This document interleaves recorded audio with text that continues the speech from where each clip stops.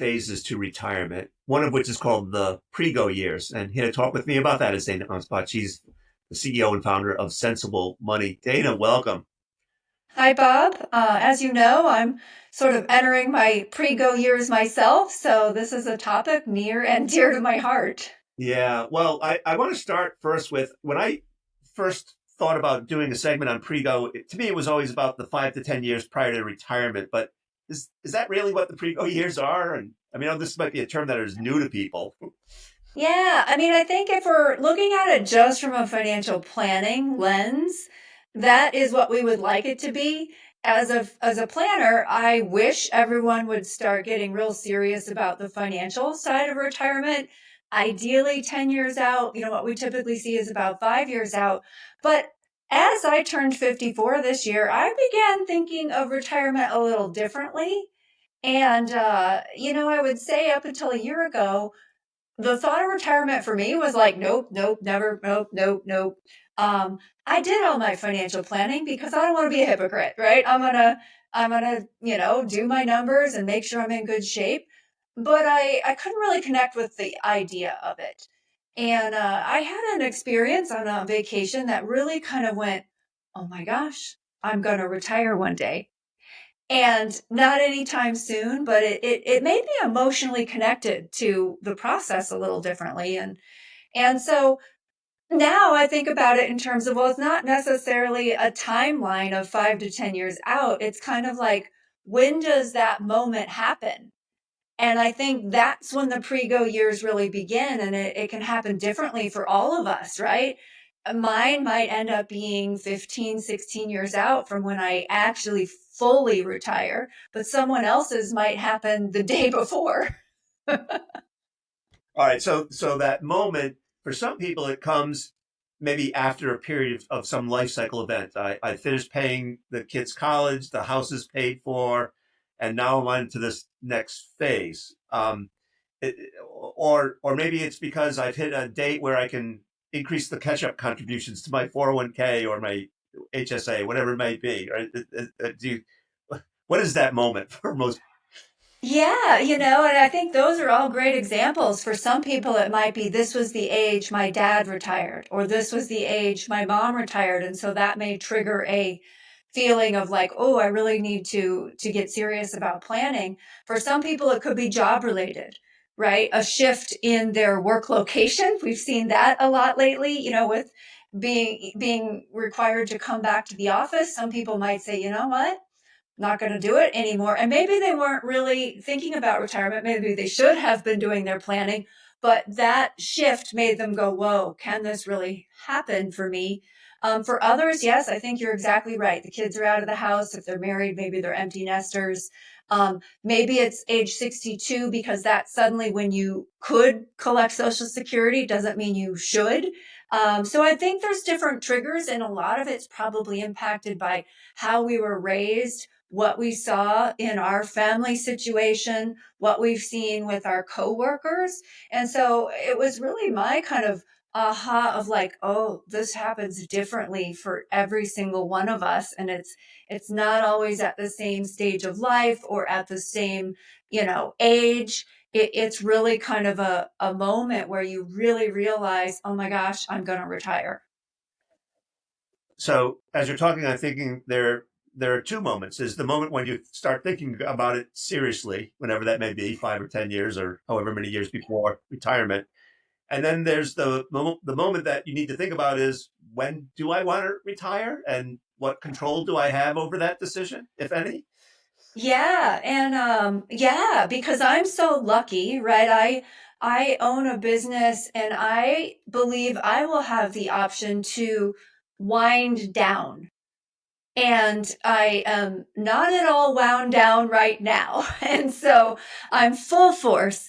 And so for me, I've realized wind down means, Dana, when there's a holiday, you don't work. That is phase one of my entree into retirement. But I can see that in my mid 60s, would I be able to structure my workload so I'm 4 days a week and then eventually 3 days a week? And, that my full time retirement may occur by around age 70.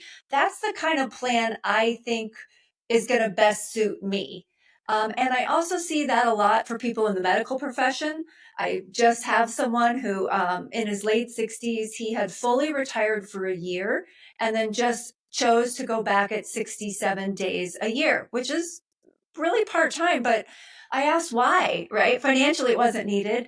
And his answer was, I enjoy my free time more if I still have this professional engagement piece of my life. And I've realized I want to stay professionally engaged as long as I can until my knowledge becomes outdated, is his answer. And I think there's a group of us, financial planners, accountants. I don't see it Lawyers. so much with attorneys, Hmm. but I see it a lot in the finance and medical professions where we will have that option. But then there's a whole group, often the clients we serve in corporate America. And it's like, I call it the hard stop. Work, work, work. One day you're retired. And that can be a big, jarring experience for lots of reasons that if we have time, we might get into. And it's a completely different experience. And I think sometimes those are the ones where, when I said it could happen in a day, right? It may have been, no, no, I'm happy, I'm happy. And then, you know, requirements change, a company gets sold, new manager comes in, and one day they're just like, boom, I'm done. And so there's a lot of, jarring kind of uncertainty or big adjustments that can come with that experience. And then I think there's a group that have what I'll call a forced retirement. And my understanding from the research I've read is retirement can be the most jarring experience for them. They had planned to work longer. They felt like everything was fine, but maybe their industry changed. Maybe they went through a layoff. Maybe they experienced a health condition or a family member did, and they were forced to leave and, deal with this situation. And it wasn't on their terms. And when it's not on your terms, you can go through some resentment and some, just bitterness and some things you really need to work through to move into a happy phase of retirement. Yeah.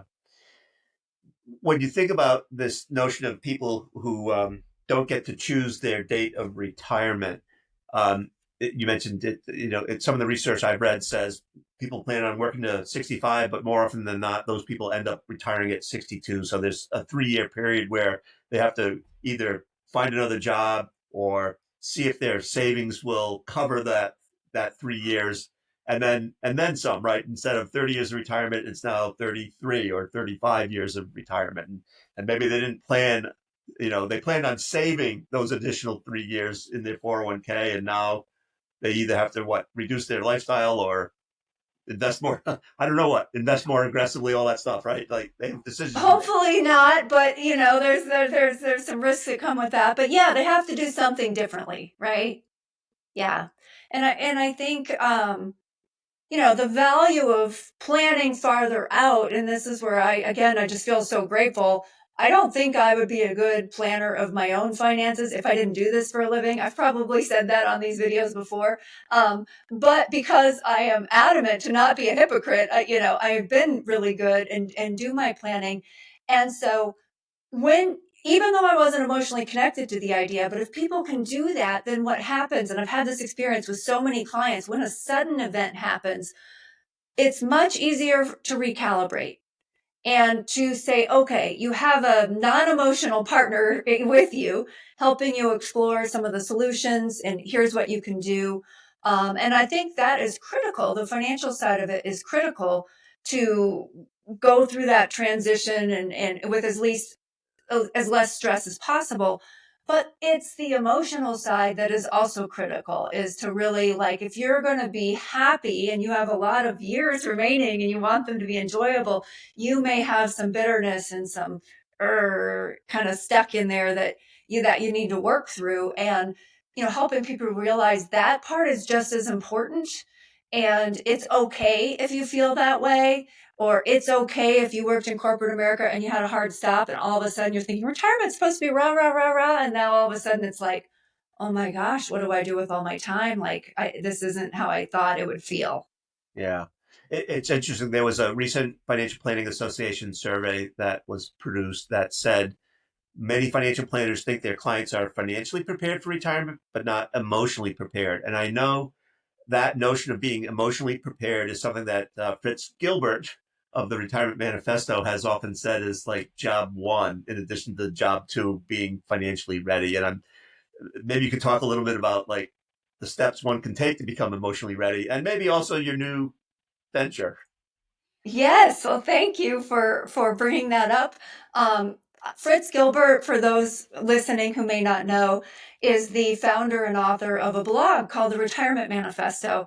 And many years ago, he began following my work and read one of my books, and I began following his work and had written an article about top 10 retirement blogs, and his was on it. And so we became friends over the years, and he has journaled on his blog his own journey through retirement.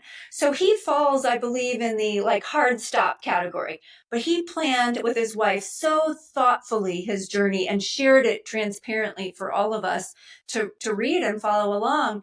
And so he went from work, work, work to stop one day. And then he gave himself and his wife this time to explore, to just what lights us up. Let's just commit to nothing, but say yes to everything. And I think for those who go through a hard stop, that is so important, right? To have that time of just exploring. And through that, they were able to find some new passions and things that if they had tried to make a list before they retired, those things wouldn't have showed up. And in addition, when you're working full time, we can talk all we want about your new identity and purpose and what lights you up, but you don't have time to figure that out.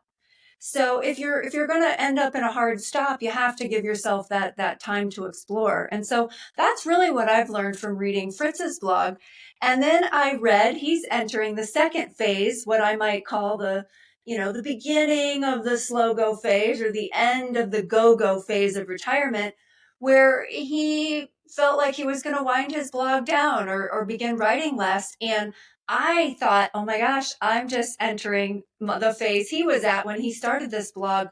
Maybe I could pick up where he left off and journal my own thoughts from a different perspective, from someone who's not going down the hard stop path, but for someone who's going through the wind down path and who will have to navigate all of these things of how to work less and which things do I still work on and what do I do with my time and be able to share that. So I'm very excited to be able to join him on his blog, and I will be sharing my own journey there too. Yeah, well, we all look forward to reading that, and we've all been helped by Fritz and his work. It's been inspirational to me, I know, for one. So It that's going to be has. great.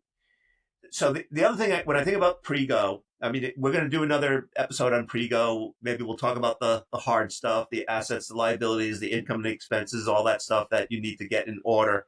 But one of the things um, I'm fond of talking about, as you know, is the risks that you'll face in retirement and the time to address those risks and manage and mitigate them.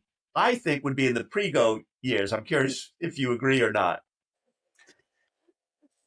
And I think what can be hard is if you haven't had that kind of awakening yet, you may not be aware of how important it is to do that planning.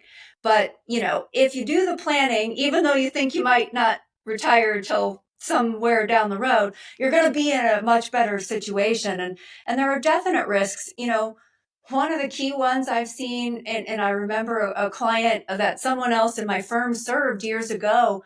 He was in the tech industry and he handled it so well. He was in some of his highest earning years and still relatively young. And a lot of people like that are, spending and traveling or maybe, upgrading their home or doing some things. But he was like, my industry is, so volatile and I know how fast technology can change and my skill set could become obsolete.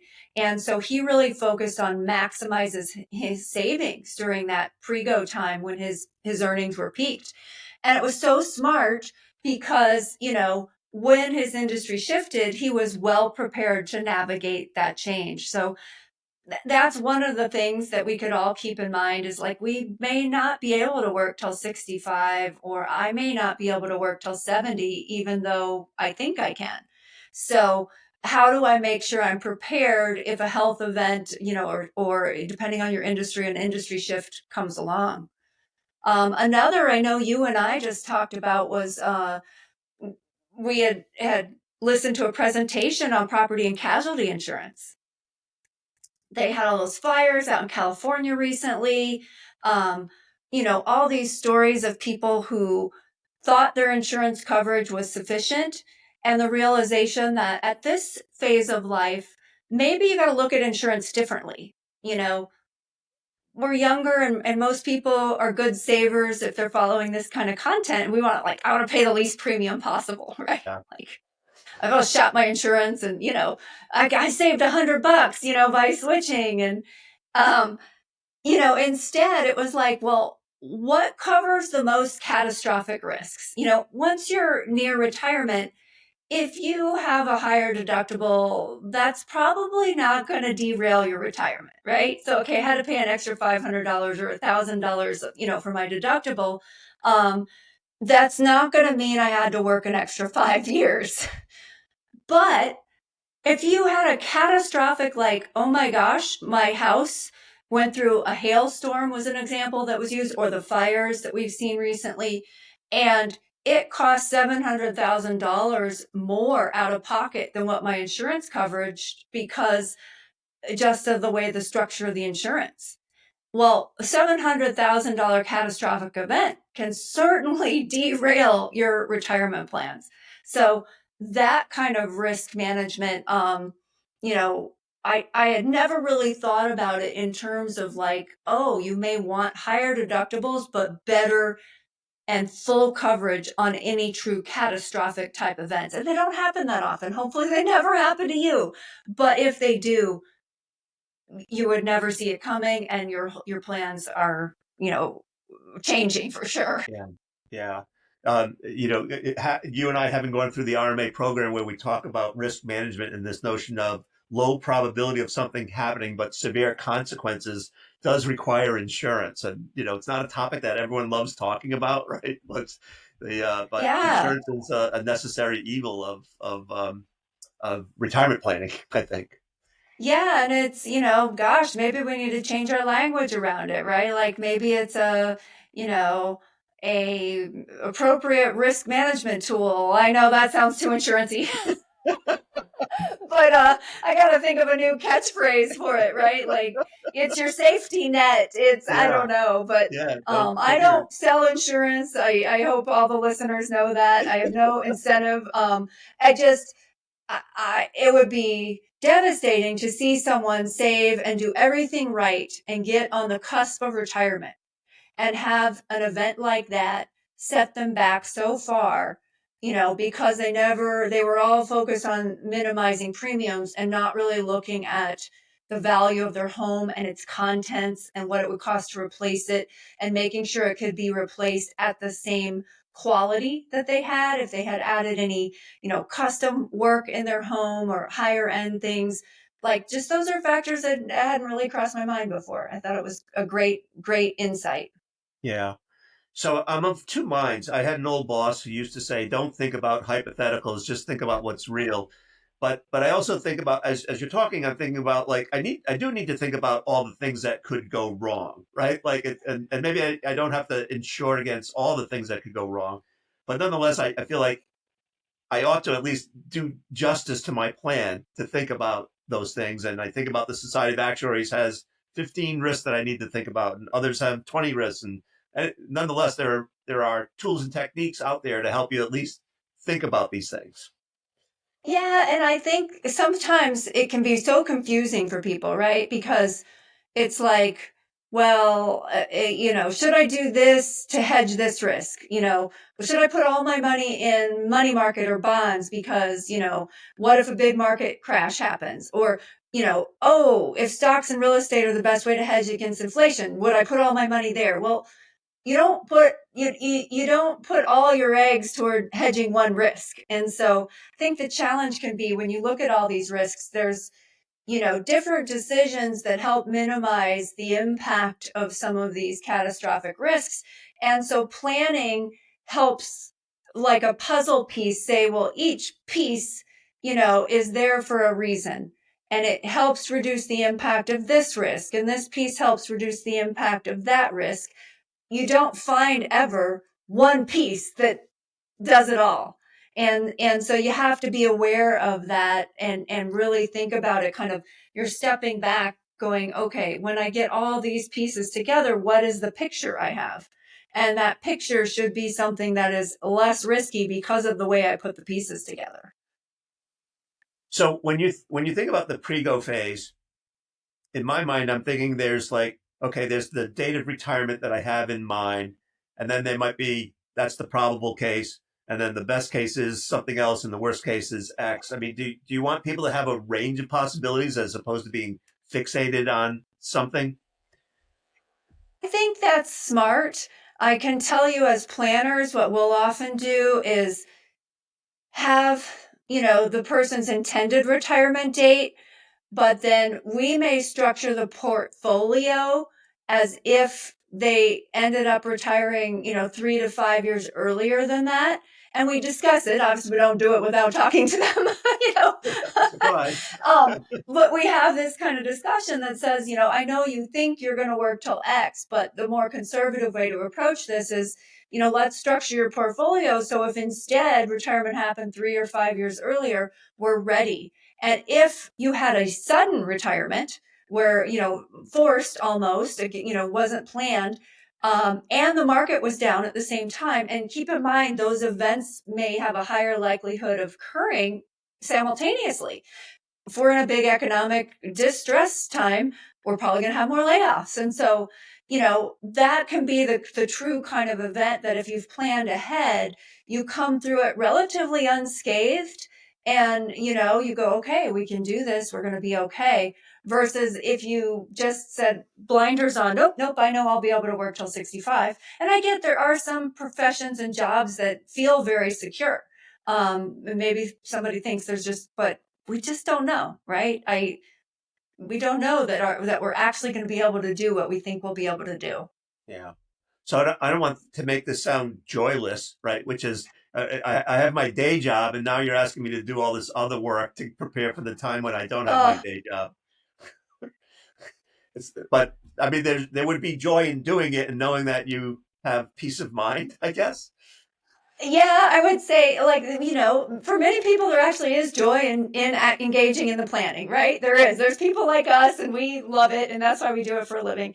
And there's people who have different professions, but truly love doing their own planning. They do find joy is, in enjoyment from doing it. And there's people that hate it. And so I think it's knowing if you're one of the people that really doesn't enjoy it, find a financial planner who does.